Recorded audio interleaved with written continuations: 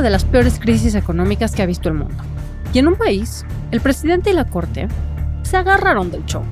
El presidente quería desplegar al máximo su potencial político de reforma de la economía, vio en esas objeciones constitucionales de la Suprema Corte una enfrenta casi personal, un desafío político directo. Es Paolo Riguzzi, especialista en historia económica de México y Estados Unidos.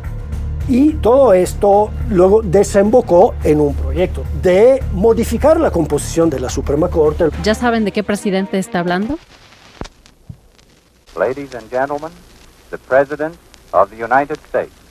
With the authority of the Congress, we ask the nation to turn over all of its privately held gold, dollar for dollar, to the government of the United States. Con la autoridad del Congreso, pedimos a la nación que entregue todo su oro en manos privadas, cada dólar al gobierno de los Estados Unidos. Es el presidente Franklin Delano Roosevelt en una transmisión de radio dirigida a su nación en 1937. Está hablando de cómo sacó al país de la crisis que él heredó en su primer mandato en 1933, porque la caída de la bolsa en 1929 había arrastrado al país a la Gran Depresión.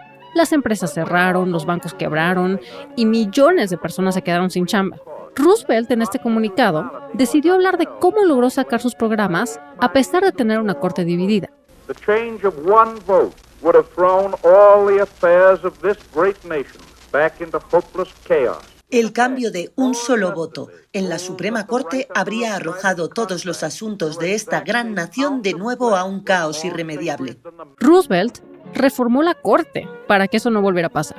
If we learned anything from the Depression, we will not allow ourselves to run around in new circles of futile discussion and debate, always postponing the day of decision. Si algo aprendimos de la Gran Depresión, no nos permitiremos dar vueltas por discusiones y debates inútiles, posponiendo siempre el día de la decisión.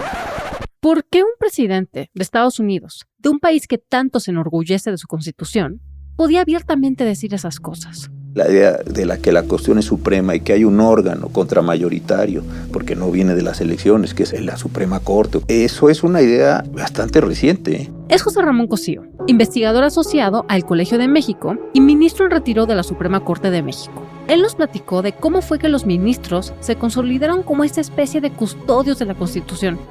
En una democracia estos intereses van cambiando, se van expresando de manera distinta y tenemos una cancha, que es la Constitución, que es de reglas compartidas. Pero tenemos que ser realistas y entender que esa cancha también le da forma a la sociedad en la que está siendo aplicada, leída, interpretada. Es Erika Pani, especialista en historia de México y Estados Unidos. Con ella y con sus colegas platiqué sobre el New Deal, como se le llama a este episodio de la historia de Estados Unidos.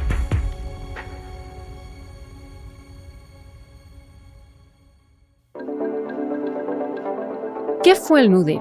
¿Cómo se resolvió esta guerra entre el presidente y la corte en los años 30? ¿Quién ganó? Esto es Pasado Presente, un podcast del Centro de Estudios Históricos del Colegio de México, en el que historiadoras e historiadores nos cuentan las bases para entender nuestro presente. Yo soy Lucina Melesio y en este episodio platiqué con Erika Pani, Paolo Riguzzi y José Ramón Cosío sobre el New Deal de los años 30 en Estados Unidos.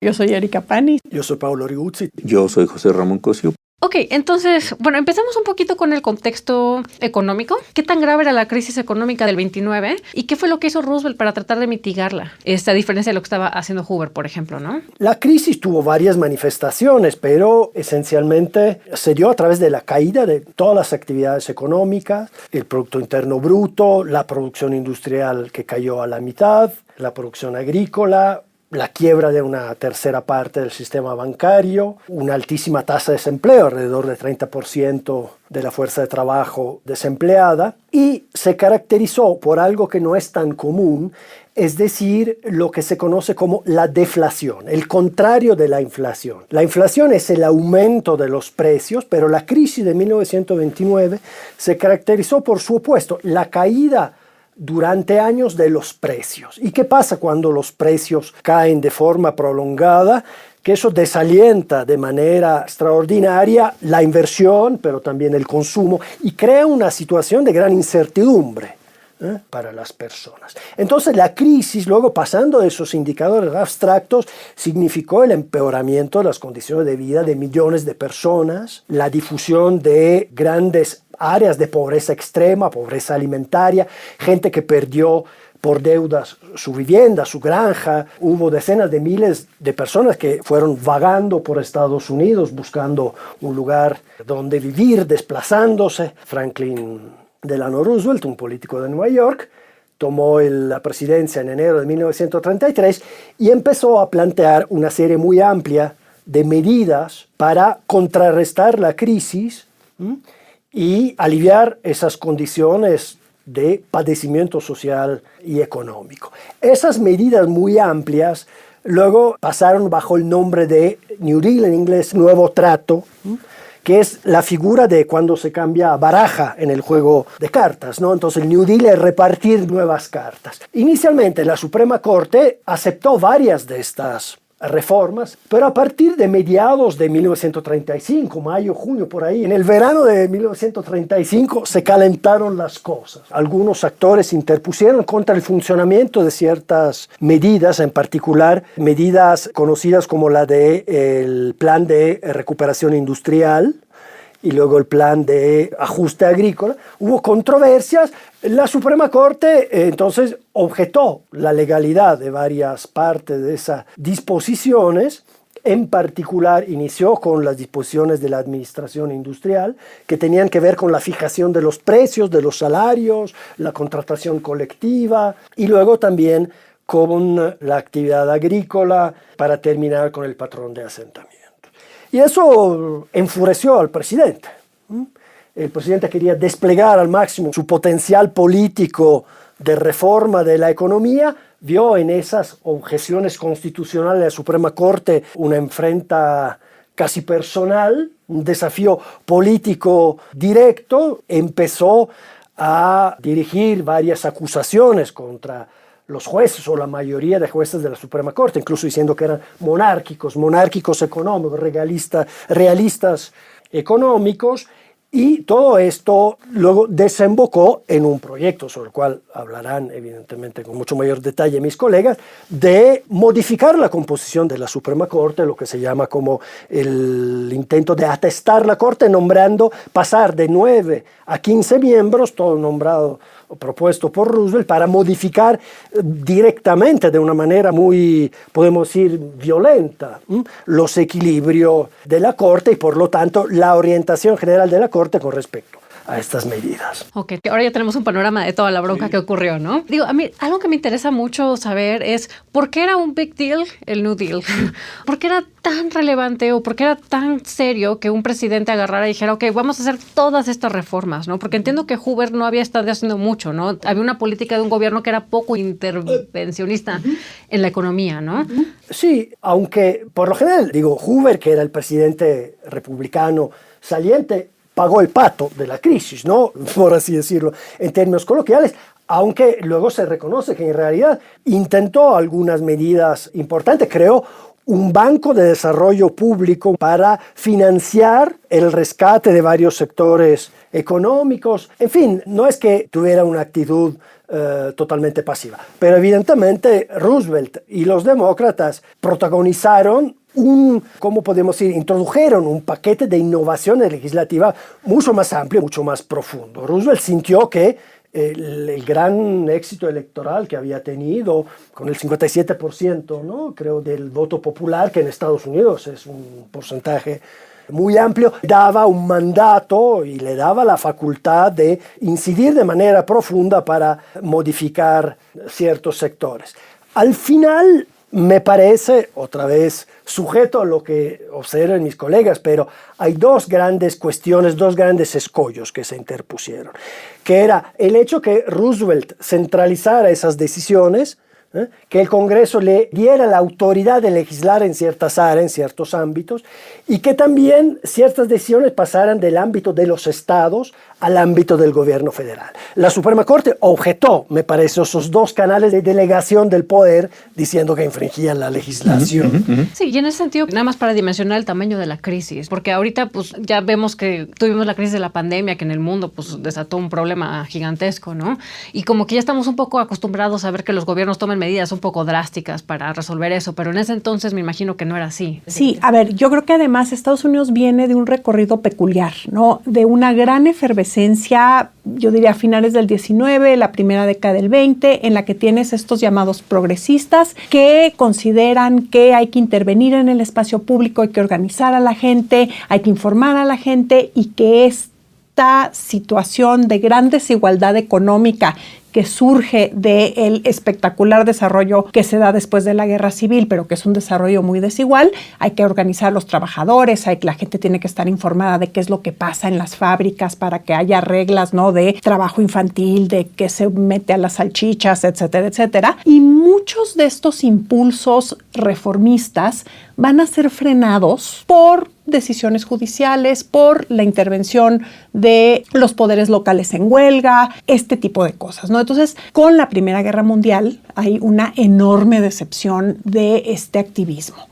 Y sobre todo en Estados Unidos, que entra, ¿no?, participa en la guerra, es de alguna manera el árbitro en las conferencias de paz de Versalles, y luego es el gran fracaso de Wilson, que Estados Unidos se vuelve a aislar y que el sentido común estadounidense, el presidente en su momento dice, no, el negocio de los estadounidenses es el negocio, ¿no? Entonces, esta década de los locos años 20, donde hay un crecimiento económico, donde hay una cultura visual del consumo, ¿no?, de los créditos, los anuncios, lo que te venden, lo que necesitas en tu casa, etcétera, y esta idea de que ahí es donde está lo que Estados Unidos hace bien. Entonces, la decisión, digamos, Hoover, yo le tengo cierto cariño a Hoover. Yo creo que es el hombre que se hizo cargo de la ayuda humanitaria, sobre todo a Bélgica, pero luego a Europa después de la Primera Guerra Mundial. Un ingeniero, un hombre que pensaba de manera bastante sistemática, que en un principio trata, por ejemplo, de que los líderes industriales se pongan de acuerdo sobre precios, sobre despidos, o sea, que no sea esta cosa de el mercado enloquecido haciendo lo que está haciendo en ese momento muy, muy mal.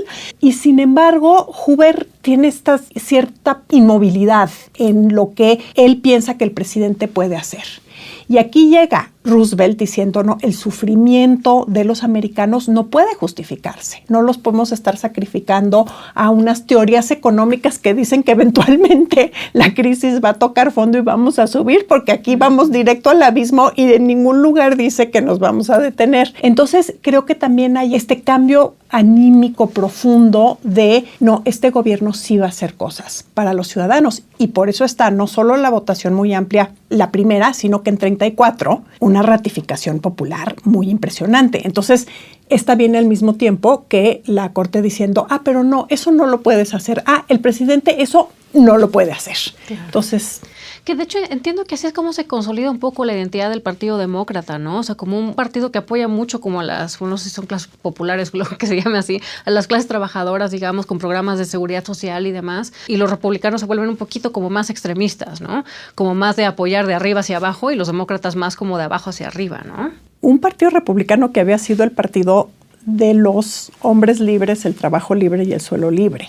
Entonces sí, yo creo que es uno de los hitos en el que no hay una transformación absoluta de los dos partidos, pero que sí, hay un ajuste en el que el Partido Demócrata se convierte en el partido que está dispuesto a entrarle, que no está dispuesto a dejar que el mercado decida todo. Y en ese sentido, ¿qué tan innovador era eso? Yo creo que hay muchas iniciativas en las cuales los progresistas ya estaban pensando. Y de hecho ves a viejos progresistas que aparecen en la administración Roosevelt, pero yo creo que el gran quiebre es el activismo estatal. Se decía en el momento, ¿no?, durante esos primeros 100 días de actividad legislativa febril de Roosevelt, es que hubieran podido votar el comunismo, es que hubieran podido... yo creo que para empezar no les interesaba, pero además es cierto que sí, la cultura política estadounidense y las prácticas que venían antes sí contienen lo que se puede hacer. Entonces, ahora nos puede parecer que no es tan innovador y que no es tan radical, pero para la cultura política estadounidense del momento, y sobre todo yo diría el poder armar una coalición norte-sur, trabajadores capitalistas, incluso introducir cierto elemento de igualdad racial que podemos decir ahora se quedó corto, ¿no? Incluso como se piensa, la seguridad social en Estados Unidos está muy marcada por el género, o sea, el hombre trabajador, no la mujer trabajadora, y el hombre trabajador blanco, pero sí hay ciertos esfuerzos en los que, sobre todo una vez que empieza la guerra y que hay una ley que dice que compañía que trabaja para el gobierno no puede discriminar por raza, sí hay un cambio también, y ahí hay un cambio en la población afroamericana que votaba republicano, empieza a votar demócrata. Y en ese sentido, y antes de que entremos en el conflicto con la Corte, no sé si me pueden hacer un mini resumen como de las políticas más controversiales, digamos, y como más radicales que se propusieron en el New Deal. Bueno, muy rápidamente, seguramente se agregarán otras cosas, pero por lo que se refiere al sector industrial, la legislación del New Deal dejaba al margen toda esta legislación previa llamada antitrust, antimonopolio, y permitía. La legislación antimonopolio fundamentalmente era el guardián de que existiera la competencia económica, un valor muy arraigado en la cultura y en la sociedad estadounidense. Pero ellos consideraron que se podía dejar eso al margen y sustituirlo con la facultad que se daba a las empresas de asociarse para fijar los precios, algo que realmente era casi como una herejía desde el punto de vista del liberalismo clásico, pero específicamente de la versión estadounidense de ese liberalismo. Luego, fijar normas acerca del salario mínimo, del horario semanal, fijar el máximo de horas que se podían trabajar, pero quizás dar el derecho a los trabajadores de la contratación colectiva, de organizarse en sindicatos y contratar de forma colectiva con las empresas, con las organizaciones patronales. Esas eran cosas que, por ejemplo, en algunos países europeos ya existían y que Estados Unidos incorporó solo en los años 30. Pero en ese ámbito, quizás el punto de mayor contención fue permitir a las empresas fijar los precios. Cartelizarse se llama el término técnico, es decir, ponerse de acuerdo y no competir en los precios y por lo tanto no despedir tampoco, obligándose a no despedir, en fin, toda una serie de condiciones para estabilizar la economía. El símbolo de todo esto era un águila azul, porque la afiliación a ese programa era voluntaria, aunque había mucha presión teóricamente del gobierno para que las empresas se adhirieran a ese programa. O sea, no era coactivo, pero había mucha presión. Entonces las empresas, las tiendas, los almacenes que adherían al programa ponían la pegatina de ese águila azul con una rueda y un trueno de energía en las garras que simbolizaba la adhesión a este programa. Pero este programa también, que parece muy lindo o muy bien intencionado, era un programa que tenía alrededor de 3.000 códigos de regulación, miles de páginas, volúmenes que nadie podía interpretar, que la burocracia federal no sabía cómo aplicar, que entonces las empresas aplicaban, o sea, causando cierto desorden administrativo. Y la otra cuestión, en cambio, en la agricultura era el subsidio a los agricultores para que no cultivaran menos de ciertos productos principales. 7 productos principales: maíz, trigo, arroz, leche, tabaco, algodón, los pobres cerdos que tuvieron que ser sacrificados, para restablecer, bloquear la deflación, para que hubiese menor oferta y el precio volviera a levantar. Entonces se pagaba a los agricultores, a los granjeros, aunque a los dueños de las tierras, digamos, más, para que se cultivara menos, se redujera la oferta y eso permitiera el reequilibrio de los precios, y eso causó muchas objeciones. Okay. O sea, era el big deal del New Deal. Y en un momento en que hay hambre en Estados Unidos. O sea, entonces es esta especie de contradicciones que pueden ser muy dolorosas cuando se ve lo que está sucediendo, que tiene sentido macro, pero sentido de la gente que tiene que hacer fila para que le den un plato de sopa. Claro. Pero aún así, o sea, y lo que decías, Erika, es que se ganó, o sea, el favor de las clases trabajadoras, ¿no? O sea, se volvió súper popular el presidente y su partido, ¿no? Eran medidas seriamente intencionadas para paliar los efectos de la crisis, reactivar la economía y reformar algo. Obviamente, algunas lo lograron, otras lo lograron a medias, otras no lo lograron, en fin. Y un apoyo importante a los sindicatos, que habían sido, digamos, si no hostilizados por el gobierno durante parte importante de las primeras décadas del 20, sí, digamos, esta idea de la neutralidad y no a partir desde Roosevelt, que empieza a decir, si yo fuera, ¿no?, un hombre joven, metería un sindicato, hasta ya la ley de relaciones laborales, que es una ley que pone al Estado del lado de la organización laboral. Ahí me gustaría entender un poquito, o sea, ¿por qué intervino la Corte para frenar el New Deal? Entiendo que la Suprema Corte de México y en Estados Unidos tienen como esta particularidad de que son como una especie de tribunal constitucional. O sea, son como los guardianes de la Constitución, ¿no? Y tienen como esta función como de dique, ¿no? De decir, hasta aquí llega tu poder ejecutivo, ¿no? Entonces, no sé si pudieras explicar un poquito por qué la Corte le toca o le tocaba hacer eso allá y qué fue lo que hicieron. Mira, cuando se aprueba la Constitución de los Estados Unidos no queda claro si la Constitución tiene un carácter supremo, uno, y dos, cuál debe ser el órgano al que le correspondería. Hay un presidente de la Corte muy importante, ahora lo voy a mencionar, que es John Marshall, todavía escribe algunas cartas, hay algunos documentos de él donde dice que él piensa que el Congreso debiera ser el encargado de mantener la supremacía de la Constitución. En 1803 se presenta un caso muy importante, Marbury contra Madison.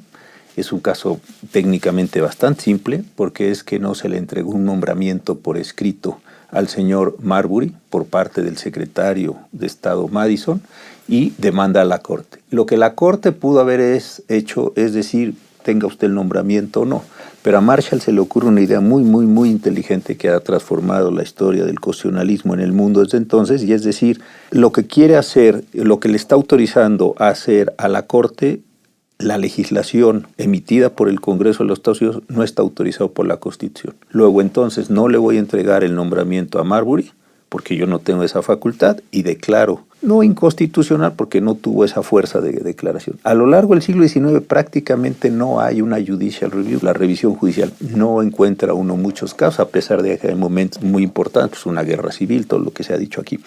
Y es hasta este momento en donde se empieza a dar esta condición. Pero por las condiciones políticas que han establecido tanto Pablo como Erika, la Suprema Corte tenía un papel muy secundario. Era un tribunal de lo que hoy le llamaríamos de legalidad. Estaba autorizando, pues digamos, una condición muy general. Los estados tenían una posición muy fuerte frente a la federación, había un intervencionismo estatal, yo creo que es un tema central de toda esta discusión, muy bajo. Los gobernadores controlaban prácticamente y los congresos de los estados toda la mecánica estatal y la federación se metía muy poco, tanto en problemas de esclavitud como en problemas después de racismo, control electoral, intervención económica, etcétera. Entonces realmente la Corte no había tenido este papel. La Corte, como se presenta ideológicamente, tenía una posición de decir, bueno, pues que cada quien haga lo que quiera de conformidad con las leyes, yo no me meto. Hay sentencias muy importantes de la Corte, una es el año de 1896, donde dice, bueno, sí es verdad que los negros y los blancos son iguales, pero los negros y los blancos tienen que estar separados. Toda esa imagen que hemos visto de baños, de bebederos, de camiones, autobuses, lo que sea, todo eso deriva de esa sentencia de 1896. Y después también la condición contractual. Yo como trabajador tengo mi fuerza laboral, tú como patrón tienes una oferta de trabajo, estamos conviniendo, si me ofreces trabajar por 3 centavos todo el día, pues nadie me obligó. Esta era, digamos, la ideología que estaba debajo de eso. Y los estados podrían hacer todo lo que quieran. Entonces, con lo que han dicho Pablo y Erika, pues sí se presenta una condición brutal. Una ley que de repente te dice tienes que pagar un salario mínimo. No puedes tener trabajadores de tales o cuales edades. Las mujeres trabajadoras o los niños no pueden hacer tales o cuales cosas. Además, los precios van a ser de esta forma. Y algo que no se ha dicho, pero es bien importante, es que además, y Pablo lo decía de una manera, en estos grandes bloques de legislación se crean un montón de agencias reguladoras. Y las agencias reguladoras intervienen. Hoy muchas de las agencias que podemos ver se crearon en aquella época. Entonces, no solo es crear una ley y a ver qué cosas se transforma en la vida, sino son agencias que tenían la posibilidad de ir a sancionar. Y algo muy importante de toda esta ideología, nueva ideología o planteamiento judicial es qué tan adentro puede entrar la federación. respecto a los estados. La cláusula del comercio interestatal es brutal. ¿Por qué? Porque hay una prohibición que los estados establezcan restricciones al comercio interestatal, y si uno se fija en la línea jurisprudencial de aquellos años, lo que hace esa jurisprudencia es decir, esto que estás tú haciendo interviene comercio interestatal. Por ejemplo, todo el tema de producciones agrícolas, industriales, todo decir, no puede poner eso Alabama sola, porque Alabama estaría afectando lo que hace Missouri, yo qué sé, o lo que hace Tennessee, lo que sea, y en consecuencia eso ya no le corresponde al Estado. Hay una enorme potencia desde la cláusula del comercio interestatal y de las actividades. Entonces, en el primer momento, personas que habían sido designadas, algunos de estos que le llamaban los 4 jinetes del apocalipsis. ¿Por qué les llamaban así? Yo creo que fue una forma de calificarlos y de decir, estos señores están en contra de la política, estos señores son unos destructores, estos señores están anclados en el pasado, etcétera. Son personas que habían designado en el 10, en el 22, en el 24, así por otros presidentes en otra lógica, y estaban haciendo lo que había hecho la Corte históricamente. Entonces, cuando Roosevelt irrumpe de esta forma, con esta enorme tecnología jurídica, déjame decirlo así, con estas enormes capacidades, claro, estos señores quedan descolocados de la historia, porque de repente los fuerzan a pensar, ni siquiera digo que a decidir, a pensar en problemas que nunca se les había planteado en la cabeza. Es decir, si teníamos un problema de salarios de panaderos, etcétera, en Nueva York, es un caso real, o este caso de la condición de las personas, o la posición de los estados, de repente le dices, pues va a haber una intervención federal, o yo voy a fijar los precios, o yo voy a fijar los salarios, pues estos señores deben haber caído en shock.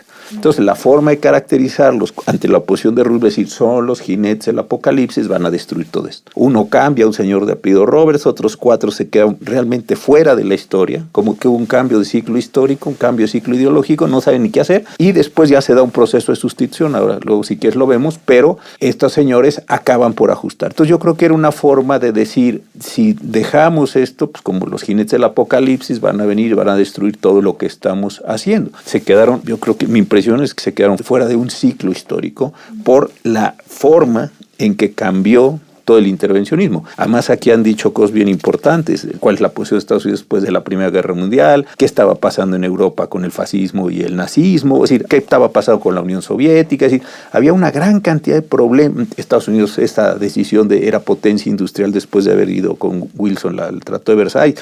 Todos esos problemas, yo creo que hay que también entenderlos de un intervencionismo estatal muy grande frente a una condición. Y algo nomás para terminar. Si uno se fija, y creo que lo decía Erika, en la condición previa, pues es cuando se hicieron las enormes fortunas, ¿no? Carnegie, JP Morgan, Rockefeller y la construcción de todas las empresas correspondientes, la US Steel, la Standard Oil, es decir, todo eso que permitió una enorme acumulación de capital, pues está sustentado por un derecho que permite acumulación de capital con una mínima intervención estatal. Esto yo creo que sí es bien importante. Entonces, cuando tú dices, no, el Estado va a intervenir desde la Federación frente a las entidades federativas que componen la Unión Americana y además vamos a fijar precios y además te voy a decir que tú no puedes contratar a quien quieras, ni tú puedes contratarte como quieras, además, insisto, con temas de seguro, desempleo, la regulación financiera, todo esto y las agencias, porque esto sí es central, las agencias, pues de aquello debe haber sido un choque brutal. Con muy buena técnica lo hace Roosevelt. Entonces yo creo que la descalificación, ya termino con esto,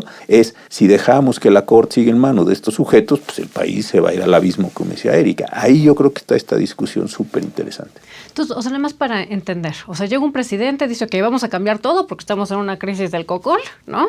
Hay que tomar medidas serias, ¿no? Y agarra y excede sus poderes como ningún otro presidente había hecho antes. Y 4 de 8 ministros, de 5 de 9, que son la mayoría. Exacto, ellos dicen, ya, espérate tantito, esto no te toca, presidente. La imagen es que había una división entre Estado y sociedad. La sociedad funcionaba por su lado, el Estado tenía que meterse lo mínimo, de eso hay muchísima historia, y no tenía por qué intervenir. Lo que Roosevelt dice, yo no puedo dejar a la sociedad, pues lo decía bien Erika, que se esté ahí moviendo como le parezca bien. Yo lo que voy a tomar es un Estado y voy a utilizar todas las herramientas del Estado, que eso sí es un cambio ideológico brutal. Roosevelt les genera oportunidades de construir, porque tampoco es que el Congreso genera nueva legislación, esa legislación se genera desde la Casa blanca, por decirlo así, de todos los departamentos del Estado, tesorería, todo lo que tiene Estados Unidos, y desde ahí se presentan estas legislaciones y eso es lo que irrumpe, con una enorme sofisticación técnica, hay que decirlo, porque pensar cómo construyes una agencia reguladora de una actividad se necesita mucho, no es decir, vamos a crear una agencia y a ver qué sucede, no, y le salió bastante bien el proyecto. Errores habrá habido, discontinuidad, sí, pero es un proyecto en su envergadura general de enorme importancia porque sí irrumpe, trastoca, modifica, utiliza cualquier verbo de esta naturaleza, todas estas condiciones que se estaban presentando. Y claro, una corte que en principio dicen, eso no se puede, pues es una corte ahí muy, digamos, disruptiva. Calificas a los ministros, como se suele hacer en todos los procesos políticos, para desplazarlos o poderlos desplazar. Uno es esta idea de, si tenemos 9, subamos a 15, con lo cual entonces los 4 que yo tengo, más los que estoy poniendo, pues ya tengo una mayoría, da igual que los viejitos, déjame ponerlo en este lenguaje mío, se queden, pues los viejitos no importa, porque los nuevos, los jóvenes, sí, los van a diluir en el voto. Los mayoriteamos. Los mayoriteamos y fin de los... Esa era la idea. Esto, claro, se van modificando por diversas razones y ya de repente para el 40 y pocos, ya esto ya está funcionando con una corte completamente distinta. Pero ahí nos adelantamos, no hagamos los spoilers todavía. ¿Qué pasó ahí entonces? La corte agarra y dice hasta aquí, ¿no? Y me imagino que el argumento es la Constitución, ¿o? Porque hace rato decías que no se había establecido. La idea de que la Constitución es suprema y que hay un órgano contramayoritario, porque no viene de las elecciones, que es la Suprema Corte. Eso es una idea bastante reciente, Pero yo creo que el cambio jurídico de mentalidad son como varios. Uno, es decir, y este me parece que es el tema central, ¿el Estado puede intervenir en la sociedad, sí o no? O el Estado se hace para atrás y deja que la sociedad lo que sea. Pero como lo han dicho muy bien los compañeros, el tema es tú dejas a la sociedad que opere pues como está. Bueno, por eso tenemos una falta de regulación en la bolsa, una falta de intervención en el mercado, una caída de los precios, gente muriéndose. Y esto que pegó en Estados Unidos, pues ellos lo saben mejor que yo, pegó en toda Europa.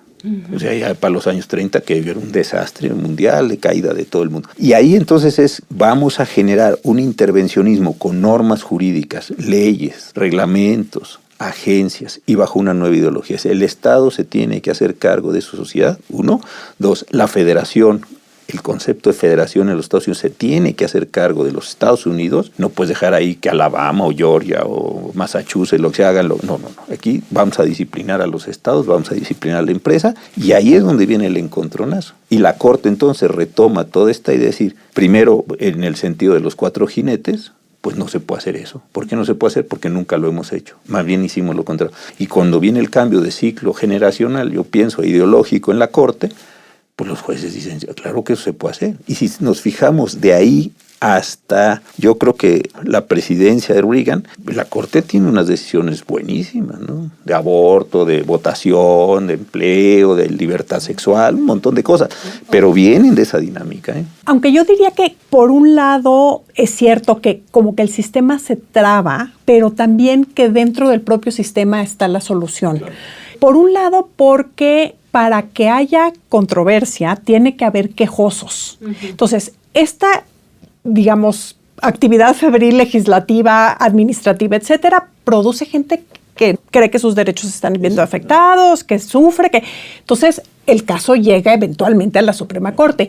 Y los 2 casos que yo diría ponen a Roosevelt de muy, muy mal humor son el que dice que la Administración para la Recuperación Industrial Nacional es anticonstitucional y la Ley para la Agricultura. Que en el caso de la recuperación industrial son unos hermanos que venden pollo kosher en Brooklyn. Y sí, el argumento es un argumento constitucional que es lo único que le toca a la Corte. O sea, la Corte no te puede decir, oye, la ley está mal, mira, aquí le dejaste una... No, la ley te puede decir, ¿es constitucional o no es constitucional? Y si no es constitucional, va para afuera. Entonces, lo que ahí dicen es, a ver, entonces estos señores no vendían en Brooklyn, vendían pollo vivo, cosa que ya la nueva ley decía que no, que porque no sé qué, no estaban para nada involucrados en el comercio interestatal. Entonces, una lectura muy rígida, estricta de la cláusula del comercio interestatal. Estos señores no están involucrados en el comercio. Y sobre todo, el Congreso no tiene el poder de delegar tanto poder de decisión sin reglas, sin lineamientos, al presidente. Entonces, esa ley es anticonstitucional. Entonces, va para afuera. Y en el caso de la agricultura es un... Y nada más para entender, ¿puedes contar un poquito el caso de los pollos en Brooklyn? ¿Puedes contar un poquito de ese caso? Son unos carniceros kosher que hacen las cosas como ellos las hacen, ¿no? Entonces abren ciertos días, cierran, tienen un precio distinto porque su producto es distinto y pueden escoger el pollo. O sea, tienen toda una serie de cosas que en estas enormes leyes con disposiciones muy, muy detallistas no se podían hacer, ¿no? No podía llegar la señora a agarrar el pollo vivo ahí, ¿no? Cosa que para los jueces era como, bueno, ¿y si el pollo se va del otro lado del corral? Entonces, pero entonces esta es una decisión coherente. Sí, claro. Pero ahí el tema crucial es que la Corte considera que esa venta de pollo es una venta que se refiere al Estado de Nueva York. Sí. Y el gobierno federal no tiene ninguna facultad de decidir una materia que es de competencia del Estado de Nueva York. ¿Cómo se vende el pollo en Nueva York? Lo decide... Es problema de Nueva York. Es problema de Nueva York y no solo, sino no es problema del presidente. Si queremos pensar en grandes lineamientos, es este presidente está haciendo cosas para las cuales la Constitución no le da facultades. Pero entonces sí hay que entender que del pollo hay un efecto rebote que abarca toda la legislación. Claro, o sea, de un caso específico. Un caso que puede muy parecer específico. Totalmente Sí. Los efectos son generales. Aquí necesitamos, para que se dé ahora, mucha gente lo habrá escuchado, una votación de 8 o más de los 11. Allí con un 6-5 tenías, con un 5-4. Por eso, cuando en el comienzo tenías 5 votos, déjame decirlo así, el proceso histórico anterior, pues estaba todo esto bloqueado. Sí había 4 justices que estaban un poco allí por la labor. Entonces, disolver, como tú lo dijiste muy bien, el voto para llegar a un número mayor, eso era una idea. Y la otra cuestión, esto es muy interesante, esta parte del comercio interestatal es lo que le ha dado una enorme potencia ahí. Y yo creo que se definieron varias cosas. Uno, los poderes del presidente de los Estados Unidos, ¿no? Habías tenido un Washington muy poderoso, pues tenías un Lincoln muy poderoso, sí, y relativamente poderoso, pero era guerra civil. Pero aquí es un momento de paz, no estabas en poderes excepcionales de guerra, etcétera. Ahí se reconfigura la idea de la presidencia de los Estados Unidos, y se establece un límite para reelecciones, o sea, no es un asunto nada trivial. Y luego el sentido de que también me parece que es una explosión gigantesca del Estado administrativo. Porque no solo es el presidente y un aparato administrativo. Si ves agencias reguladoras, compañías que regulan, pues eso, comercio, mediciones, la manera en la que crece el Departamento de Comercio de los Estados Unidos, que es brutal lo que hace el departamento, lo que hace el Departamento del Tesoro, etcétera, etcétera, etcétera. Es esto, son todas estas agencias reguladoras que están establecidas y que hacen muchas cosas para la sociedad. Empiezan a controlar no solo precios, que sería bastante obvio, sino calidades. Empiezas a tener vinculaciones de, ¿y usted por qué está produciendo eso? Usted no puede producir eso, etcétera. Y luego la idea de no puede haber ninguna restricción a comercio interestatal. Desde ahí, prácticamente hasta la actualidad, se está dando en eso. Ahora justamente ves las regresiones, por ejemplo, en el caso de las decisiones que tienen que ver con interrupción del embarazo, lo que dijo la Suprema Corte, este es un tema que tienen que resolver las legislaturas de los estados. Entonces no es trivial esto tampoco. ¿Por qué? Porque lo que están haciendo es, ya no va a ser la federación la que determine que todas las mujeres tienen un derecho, van a ser los electores de cada entidad de la Unión los que digan si sí o si no. Entonces, fíjate cómo regresa a aquello que en su momento fue una construcción brutal bajo cláusula de ustedes no pueden intervenir. Que es todo lo del Roe versus Wade, ¿no? Sí, después. Pero ahí en Roe versus Wade fuiste por un derecho de las mujeres. Aquí lo que estás diciendo es, no es un derecho per se de las mujeres, es una decisión que cada estado verá si lo pone en su código penal o lo que cada estado tenga. Pero lo que creo que aquí es bien importante, New Deal, es decir, de qué argumentos jurídicos se hizo cargo la vieja corte, o la corte, digamos, pre-Roosevelt, por llamarle de una forma, y la corte Roosevelt, para efectos de ir jalando cosas y poder participar más políticamente en estos determinados. Lo cierto es que ya desde principios de siglo tienes abogados, opinadores que están diciendo es que nuestra lectura de la Constitución es una lectura demasiado rígida, demasiado literal. Yo adoro a un juez que se llama Oliver Wendell Holmes. Oliver Wendell Holmes decía, a ver, la Constitución no se hizo para defender el liberalismo clásico en su encarnación más estricta. La Constitución es un documento para que gente con ideas distintas viva junta. Entonces, esta idea es un disenso en el caso de los panaderos de Nueva York al que aludía José Ramón. Es decir, a ver, la libertad de contrato, uno, no está en la Constitución, y dos, tiene que sopesarse con otros tipos de intereses. En una democracia estos intereses van cambiando, se van expresando de manera distinta y tenemos una cancha, que es la Constitución, que es de reglas compartidas. Pero tenemos que ser, digamos, realistas y entender que a esa cancha también le da forma la sociedad en la que está siendo aplicada, leída, interpretada. Entonces, hay una serie de decisiones que, uno, los disensos de quienes no están de acuerdo en estas aplicaciones tan rígidas de la constitucionalidad y de la no constitucionalidad, pero también ciertas decisiones, por ejemplo, Mueller contra Oregon, ¿no? Que es un caso de si se tiene que proteger a las mujeres trabajadoras. Y hay un despliegue de estadística. Entonces, bueno, saben que sí, en el caso de las mujeres, la decisión está afincada en una interpretación de género muy tradicional y de cierta manera limitante, son las mamás de los futuros ciudadanos. Entonces, sí, no pueden hacer ciertos trabajos. Entonces, sí hay una, digamos, pequeña tradición disidente que ya está en las decisiones de la Corte misma, ¿no? Entonces, que esta revolución de 1937 que se da con una Corte que pues, había dicho una cosa y de repente dice otra, no es tan de repente. ¿Qué pasa, Pablo? Pero yo quisiera decir algo que me parece muy importante acerca del desenlace de ese conflicto entre el presidente, un presidente muy poderoso, y la Suprema Corte. Antes de que digamos eso, ¿podemos decir cómo empezó el conflicto? Porque todavía no cubrimos eso, ¿no? No, bueno, el conflicto empezó cuando Roosevelt, después de haber atacado personalmente a los jueces, a la Suprema Corte como institución, presentó al Congreso una iniciativa para modificar, ampliar el número de jueces y modificar, por lo tanto, la composición. Exacto, quiso diluir a los viejitos. Exactamente. ¿No? En palabras de José Ramón. Dicho de otra manera, llevar a sus partidarios a gente que dijera sí a todo. Y aquí es muy interesante, porque entonces él claramente trató de imponer una dinámica de polarización política absoluta, que su mismo partido le rechazó. Es decir, mucha gente que apoyaba el New Deal y que había votado demócrata en 32, en 36, cuando la popularidad de Roosevelt se había incluso ampliado, llegando al 60% del voto popular, empezó a tener mucha suspicacia y mucho temor de esa idea de que todo era posible centralizarlo, de que un hombre fuera el salvador de la patria y tuviera esas facultades absolutas. Y entonces empezó a manifestarse una opinión crítica que identificaba a la Suprema Corte con la Constitución. La Corte, ¿por qué es suprema? Es suprema porque no se puede someter al Poder Ejecutivo. Cuando la Corte se somete al Poder Ejecutivo, ya no es suprema.